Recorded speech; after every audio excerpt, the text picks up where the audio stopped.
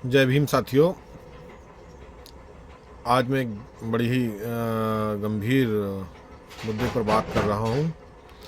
इस पर विचार करना होगा हमारे समाज को, बहुजनों को। बहुजन समाज के जो नेता हैं इस समय, जो कि विपक्ष में भी हैं और कुछ उससे अलग भी हैं या सत्ता पार्टी के साथ भी हैं, वो नेता ये तय नहीं कर पा रहे हैं कि आज की जो परिस्थिति है उससे कैसे लड़ा जाए। किस प्रकार बहुजन समाज का जो आंदोलन है वो ध्वस्त होता चला जा रहा है, उसको कैसे बचाया जाए। कुछ नेता तो ये सोच रहे हैं कि शायद कांग्रेस पार्टी जो कर रही है वो सही कर रही है। भाइयों, मैं एक ही बात कहना चाहता हूं कि आज के समय में जितनी भी समस्याएं पैदा हो रही हैं उन सब की जड़ जो है वो ईवीएम है। जब तक ईवीएम रहेगी ये समस्याएं और ये परेशानियां बढ़ती रहेंगी, कोई भी कम नहीं होगी। एक कटु सत्य है कि सारी की सारी गड़बड़ियां ईवीएम के जरिए की जा रही हैं। हर जगह चुनाव ईवीएम के जरिए जीता जा रहा है, जबरदस्ती लोकतंत्र को ठगा जा रहा है, उसकी हत्या की जा रही है। और अब तो महाराष्ट्र चुनाव के बाद में, हरियाणा चुनाव के बाद में जिस तरीके से घपला हुआ है, सामने आया है, कई सारे गांवों का, कई जगहों का वोट प्रतिशत बढ़ा है, तो ये सारी चीज़ें देख के अब तो नेताओं को भी समझ में बहुत अच्छी तरीके से आ गया है कि सारा का सारा खेल जो है वो ईवीएम का है। ईवीएम के अलावा और कुछ भी नहीं है। जब तक ईवीएम बंद नहीं होगी तब तक कुछ नहीं हो सकता। आप कुछ भी कर लें, जब जब ईवीएम पे बात होती है कोई ना कोई ये लोग ऐसा कुछ मुद्दा निकाल के लाते हैं जिससे कि उसकी तरफ लोगों का ध्यान कम हो जाता है। लोकसभा के चुनाव जब हो रहे थे उससे पहले ईवीएम का आंदोलन काफ़ी तेज था, परंतु इन्होंने इनके जो पालतू जज था, जिसे मैं सम्मान नहीं देता, भले ही वो इस समय है नहीं, क्योंकि जब वो इस देश के संविधान का सम्मान नहीं करता तो उसको सम्मान देने का कोई मतलब ही नहीं बनता। चंद्रचूड़ ने बड़ी ही चालाकी से इलेक्टोरल बॉन्ड का जो निर्णय दिया और जनता को लगा कि ये जो है बहुत जनता के फेवर में है या विपक्ष पार्टियों के फेवर में। भाई ऐसा कुछ नहीं था। सिर्फ जनता और जनता का जो ईवीएम के प्रति जो आंदोलन था खिलाफ में, उसको कम करने के लिए उसने ये बड़ी चालाकी से दे दिया। और जो मेन निर्णय था उसके बाद जस्ट हुआ, उस निर्णय को उन्होंने जनता के खिलाफ दे दिया। ईवीएम का जो निर्णय होना था उस निर्णय को उन्होंने रद्द कर दिया, उसको खारिज कर दिया। और जो इलेक्टोरल बॉन्ड वाला था, वही इलेक्टोरल बॉन्ड का क्या फायदा होगा जब आप जब उनकी सरकार रहेगी, ईवीएम हटेगी नहीं, सरकार उनकी बन जाएगी, तो इलेक्ट्रिक बॉन्ड से अगर आपका भ्रष्टाचार खुल भी जाएगा तो क्या होगा? वो फिर से कानून ले आएंगे, फिर से दोबारा से बना देंगे, या वो सारी प्रक्रिया अगर नहीं भी बनाएंगे तो उसको दबा देंगे उस चीज को।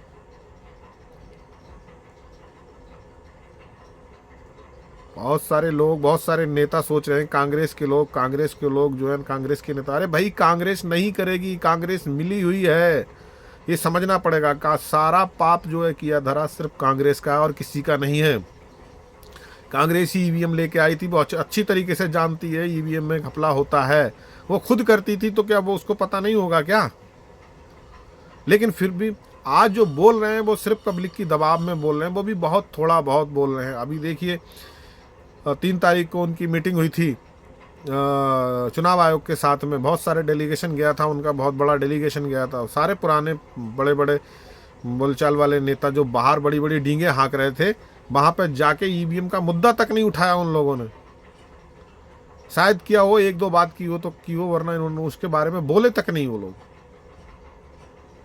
और बाहर आके कह रहे हैं कि हमारी बहुत अच्छी तरीके से बात हुई। अरे भाई, तुम्हारी अच्छी तरीके से बात हुई, हमें क्या पता आपकी क्या बात हुई? आपने ईवीएम के बारे में तो बात ही नहीं की। ईवीएम के बारे में जो जो खबरें निकल कर आई हैं उनके ऊपर कोई जवाब मांगा आपने? कड़ा कोई जवाब नहीं मांगा आपने। और आप जब बाहर होते हैं तो आप उनके सारे जवाबों से असंतुष्ट थे। अब आप संतुष्ट कैसे हो गए भाई कह रहे हैं कि उनको जवाब देना पड़ेगा। कब जवाब देंगे? नहीं देंगे वो जवाब भाई, कोई मतलब नहीं उनका उनको जवाब देने का। तुम्हारे जैसे 36 आते हैं, उनके हाथ में पावर है, ताकत है, वो ताकत से दबाने की कोशिश करेंगे। अभी तुम जो 10 नेता गए होगे ना, उसमें से धीरे धीरे 2-3 महीने के अंदर 10 में से कम 6 नेताओं को अपनी तरफ मिला लेंगे। कांग्रेस के जो ये पुराने नेता हैं, ये ऐसे नेता हैं जो दिन में जो होते हैं कांग्रेस के साथ दिखते हैं, रात में जाके बीजेपी से सेटिंग करते हैं। संघ को इन्हीं ने पाला है, संघ के सपोले हैं ये। राहुल गांधी को समझना पड़ेगा, राहुल गांधी को बीजेपी ऐसे ही पप्पू नहीं कहती। उसको पता है कि हाँ राहुल गांधी पप्पू है वास्तव में। मैं ऐसे शब्दों का इस्तेमाल करना नहीं चाहता, लेकिन मुझे करना पड़ रहा है। राहुल गांधी बोलता है कि संविधान की रक्षा करेंगे, संविधान की किताब को हाथ में लेता है। भाई, इस संविधान की किताब लेने से और बोलने से खाली रक्षा नहीं हो जाएगी। जैसे तूने क्या कहते हैं न्याय यात्रा निकाली थी, भारत जोड़ो न्याय यात्रा निकाली थी, उस तरह की आपने कभी भी संविधान बचाओ यात्रा निकाली, ईवीएम हटाओ यात्रा निकाली? क्यों नहीं निकालता भाई? कब निकालेगा? अगर तुम ये सोच रहे हो कि नहीं हम ऐसे आसानी से ही चुनाव जीत जाएंगे, प्रधानमंत्री बन जाएंगे, भाई वो जमाने गए।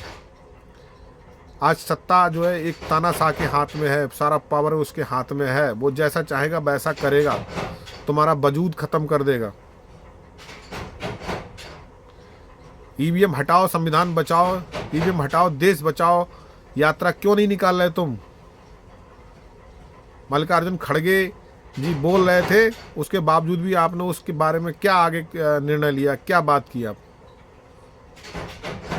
आप एक डेलीगेशन आपने भेज दिया और वो उनकी बातों में आके चुपचाप बैठ जाएगा, और उसके बाद में ये महाराष्ट्र का सारा संसाधन सब खत्म हो जाएगा। अगली बार जो चुनाव होंगे उसमें 4 राज्य में चुनाव कराएंगे, 4 में से 3 तुमको दे देंगे, 1 वो ले लेंगे। ये सारी मिला भगत पब्लिक समझती है। पब्लिक को समझना पड़ेगा राहुल गांधी, मैं जो बीजेपी कहती है वो बात 101% सच है। वो पप्पू ही है, उसको कुछ नहीं आता जाता। इतनी बड़ी पार्टी में सारे के सारे बुड्ढे भर रखे हैं, सारे के सारे बुजुर्ग भर रखे हैं। युवा नेताओं को आगे नहीं करता ये बंदा। दलित और ओबीसी और बहुजन नेताओं को आगे नहीं करता ये बंदा। सिर्फ एक खड़गे को ले रखा है। खड़गे कुछ बोलते हैं और इसके पार्टी के जो सवर्ण नेता हैं, जो बुजुर्ग नेता हैं, वो कुछ और बोल रहे हैं। दिन में कांग्रेस के साथ, रात में बीजेपी के साथ, संघ के साथ होते हैं। ये चीज़ समझ लो, जनता को समझना पड़ेगा। हमारे जो बहुजन नेता हैं उनको समझना पड़ेगा इस बारे में कि ये सब इनकी मिला भगत है। ये लोग ईवीएम की लड़ाई नहीं लड़ेंगे, ईवीएम की लड़ाई खुद लड़ना पड़ेगी। बहुजन नेताओं को लड़ना पड़ेगी, बहन जी मायावती को लड़ना पड़ेगी, चंद्रशेखर को लड़ना पड़ेगी, और तेजस्वी को लड़ना पड़ेगी, अखिलेश यादव को लड़ना पड़ेगी, महाराष्ट्र के नेताओं को लड़ना पड़ेगी, पूरे देश के सभी विपक्षी नेताओं को जो बहुजन समाज से जुड़े हुए हैं उनको लड़ना पड़ेगा। क्योंकि इस प्रकार से कांग्रेस का कोई नुकसान नहीं हो रहा। कांग्रेस को वो कोई ना कोई राज्य दे देते हैं, कांग्रेस उसमें संतुष्ट है। उनके जो सवर्ण नेता हैं वो आराम से मलाई चाट रहे हैं, उनको कोई मतलब नहीं है। सारा का सारा नुकसान जो हो रहा है वो सिर्फ और सिर्फ बहुजन समाज का हो रहा है। जाति जनगणना की बात करता है, जाति जनगणना पे कभी बोलना आता नहीं उसको, कभी कुछ बोलता है, कभी कुछ बोलता है। अगर राहुल गांधी जी मेरी बात सुन रहे हो तो तुम ये समझ लो कि तुम बहुत बड़े पप्पू हो, तुम्हें कुछ नहीं आता। तुम्हारी पार्टी के सवर्ण नेता तुम्हारी पार्टी को ख़त्म कर रहे हैं, मलाई खा रहे हैं उससे मिलके, संघी लोगों से मिलके, और तुम सोच रहे हो कि तुम इस जन्म में प्रधानमंत्री बन जाओगे। जिस प्रकार की तुम्हारी पॉलिसी है, जिस प्रकार से तुम काम कर रहे हो, इस प्रकार से तुम इस जन्म में तो छोड़ दो, अगले 7 जन्म में भी तुम प्रधानमंत्री नहीं बन पाओगे। यदि आपको प्रधानमंत्री बनना है तो बहुजन समाज के नेताओं को आगे करो, उनको पावर दो, युवाओं को आगे लाओ, उनको बोलने दो, और संघर्ष करो सड़कों पे, तभी कुछ हो पाएगा, वरना कुछ नहीं। और शांति से बैठ जाओ भाई, इस तरीके से कुछ नहीं होने वाला। मैं युवा और बहुजन नेताओं से ये कहना चाहता हूँ, भाई इनके भरोसे मत रहो, ये सब मिले हुए हैं।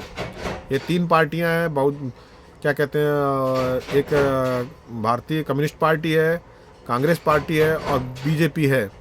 ये तीनों पार्टियों का सब जो माँ है वो आरएसएस है, संघ है। संघ जो है इन सब पार्टियों पर कंट्रोल रखता है।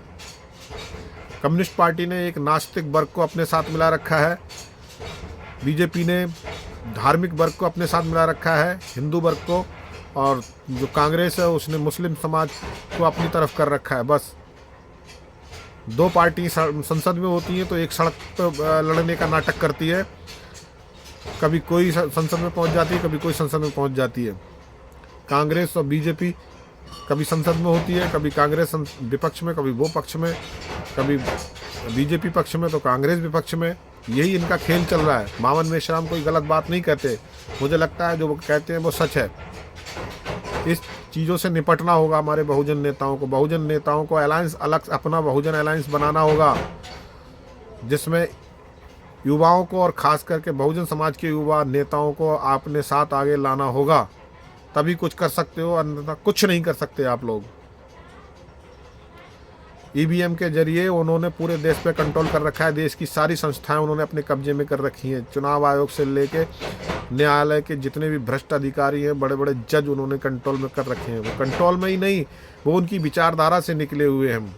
वो सारे के सारे उन्हीं के अनुरूप काम कर रहे हैं। संविधान के अनुरूप कोई भी काम नहीं कर रहा है, वो उन्हीं लोगों से निकले हुए हैं।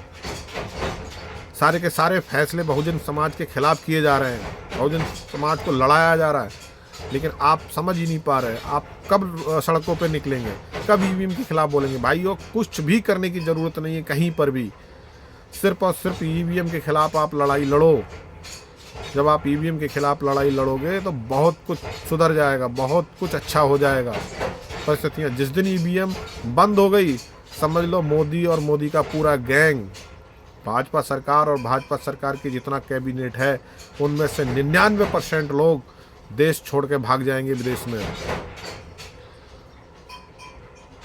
अपनी जान बचाने के लिए, जेल ना जाना पड़े, इसलिए सारे के सारे भागेंगे आने वाले समय में। उनको पता है कि हमने इतना अत्याचार, इतना जुल्म किया है, अगर सरकार बदल गई तो हमें 100% नहीं 200% तक जेल में जाना पड़ेगा। इसलिए वो किसी भी हद में अपने जीते जी संभवतः आसानी से ईवीएम को नहीं हटाएंगे जब तक आप रोड पे नहीं आएंगे। ईवीएम को हटाने के लिए मैं बार बार यही कह रहा हूँ कि सिर्फ और सिर्फ ईवीएम ही मुद्दा। पहले जड़ को ख़त्म करो, तभी पेड़ सूखेगा। बाकी भ्रष्टाचार उनकी टहनियाँ हैं। जो मेन जो उनका काम है, कंट्रोल है, वो ईवीएम पे है। ईवीएम के ज़रिए बहुत कुछ किया जा सकता है, ये आप समझ लीजिए। टेक्नोलॉजी के बारे में जो एक्सपर्ट लोग हैं उनसे राय लीजिए और फटाफट इनका घेराव कीजिए, इन नेताओं का घेराव कीजिए। जो भाजपा के नेता हैं, जो सरकार के नेता हैं, उनको सबसे ज़्यादा इनको तब आघात पहुंचेगा जब इनके घरों पे आंदोलन करिए, इनके ऑफिसों के सामने आंदोलन करिए, ऑफिस से ज़्यादा इनके घरों पे आंदोलन करिए। तब इनको दर्द होगा कि परिवार क्या होता है, परिवार का दर्द क्या होता है।